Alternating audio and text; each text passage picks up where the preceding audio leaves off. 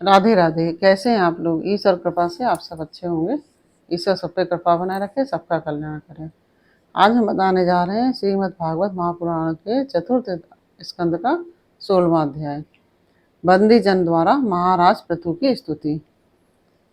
और उसके पहले हम कहना चाहेंगे कि यदि आपने हमारे चैनल को सब्सक्राइब नहीं किया है तो प्लीज़ हमारे चैनल को सब्सक्राइब कर लीजिए और बेल आइकन बटन ज़रूर दबा दीजिए, जिससे कि हमारे आने वाले सारे वीडियोस आपको प्राप्त हो सकें। तो यदि आपको हमारी कथा पसंद आ रही हो तो आप वीडियो को लाइक शेयर ज़रूर करिए और कमेंट में राधे राधे अवश्य लिखिए। चलिए अब चलते हैं कथा की तरफ। श्रीमन्नारायणी नारायणी हरि हरि, भजमन्नारायणी नारायण हरि हरि। तेरी लीला सबसे प्यारी प्यारी, हरि हरि तेरी लीला सबसे न्यारी न्यारी, हरि हरि। श्रीमन्नारायणे नारायणे हरि हरि, भजमन्नारायणे नारायणे हरि हरि। राधे राधे। बोलो कृष्ण कन्हैया लाल की जय। श्री मैत्रेय जी कहते हैं, महाराज पृथु ने जब इस प्रकार कहा, अब उनके वचनामृत का आस्वादन करके सूत आदि गायक लोग बड़े प्रसन्न हुए। फिर वे मुनियों की प्रेरणा से उनकी इस प्रकार स्तुति करने लगे। आप साक्षात देव प्रवर श्री नारायण ही हैं, जो अपनी माया से अवतीर्ण हुए हैं। हम आपकी महिमा का वर्णन करने में समर्थ नहीं हैं। आपने जन्म तो राजा वेन के मृतक शरीर से लिया है, किंतु आपके पौरुषों का वर्णन करने में साक्षात ब्रह्मा आदि की बुद्धि भी चकरा जाती है। तथापि आपके कथामृत के आस्वादन में आदर बुद्धि रखकर मुनियों के उपदेश के अनुसार उन्हीं की प्रेरणा से हम आपके परम प्रशंसनीय कर्मों का कुछ विस्तार करना चाहते हैं। आप साक्षात श्री हरि के कला अवतार हैं और आपकी कीर्ति बड़ी उदार है। ये धर्मधारियों में सर्वश्रेष्ठ महाराज पृथुलोक में ये धर्मधारियों में सर्वश्रेष्ठ महाराज पृथु लोक को धर्म में प्रवृत्त करके धर्म मर्यादा की रक्षा करेंगे तथा उनके विरोधियों को दंड देंगे। ये अकेले ही समय समय पर प्रजा के पालन पोषण और अनुरंजन आदि कार्य के अनुसार अपने शरीर में भिन्न भिन्न लोकपालों की मूर्तियों को धारण करेंगे तथा यज्ञ आदि के प्रचार द्वारा स्वर्गलोक और वृष्टि की व्यवस्था द्वारा भूलोक दोनों का ही हित साधन करेंगे। ये सूर्य के समान अलौकिक महिमान्वित प्रतापवान और समदर्शी होंगे। जिस प्रकार सूर्य देवता 8 महीने तपते रहकर जल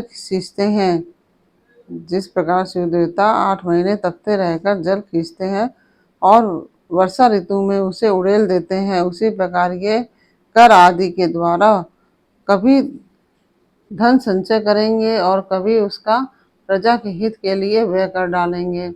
ये बड़े दयालु होंगे। यदि कभी कोई दीन पुरुष इनके मस्तक पर पैर भी रख देगा तो भी ये पृथ्वी के समान उसके इस अनुचित व्यवहार को सदा सहन करेंगे। कभी वर्षा न होगी तो प्रजा के प्राण संकट में पड़ जाएंगे, तो ये राजवेशधारी श्री हरि इंद्र की भांति जल बरसाकर अनायास ही उसकी रक्षा कर लेंगे। ये अपने अमृतमय मुख चंद्र की मनोहर मुस्कान और प्रेम भरी चितवन से संपूर्ण लोकों को आनंद मग्न कर देंगे। इनकी गति को कोई समझ ना सकेगा। इनके कार्य भी गुप्त होंगे और उन्हें संपन्न करने का ढंग भी बहुत गंभीर होगा। इनका धन सदा सुरक्षित रहेगा। ये अनंत महात्म और गुणों के एकमात्र आश्रय होंगे। इस प्रकार मनस्वी पृथु साक्षात वरुण के ही समान होंगे। महाराज पृथु वेन रूप आरणी के मंथन से प्रकट हुए अग्नि के समान है। शत्रुओं के लिए ये अत्यंत दुर्धर्ष और दुस्सह होंगे। ये उनके समीप स्नेह पर भी सेना आदि से सुरक्षित रहने के कारण बहुत दूर रहने वाले से होंगे। कुछ कभी शत्रु कभी इन्हें हरा ना सकेंगे। इस प्रकार प्राणियों के भीतर रहने वाला प्राण रूप सूत्रात्मा शरीर के भीतर बाहर के समस्त व्यापारों को देखते रहने पर भी उदासीन रहता है। उसी प्रकार ये गुप्तचरों के द्वारा प्राणियों के गुप्त और प्रकट सभी प्रकार के व्यापार देखते हुए भी अपनी निंदा और स्तुति आदि के प्रति उदासीनवत रहेंगे। ये धर्म मार्ग में स्थित रहकर अपने शत्रु के पुत्र को भी दंडनीय न होने पर कोई दंड न देंगे और दंडनीय होने पर तो अपने पुत्र को भी दंड देंगे। भगवान सूर्य मानसोत्तर पर्वत तक जितने प्रदेश को अपनी किरणों से प्रकाशित करते हैं, उस संपूर्ण क्षेत्र में इनका निष्कंटक राज रहेगा। ये अपने कार्यों से सब लोगों को सुख पहुँचाएंगे, उनका रंजन करेंगे।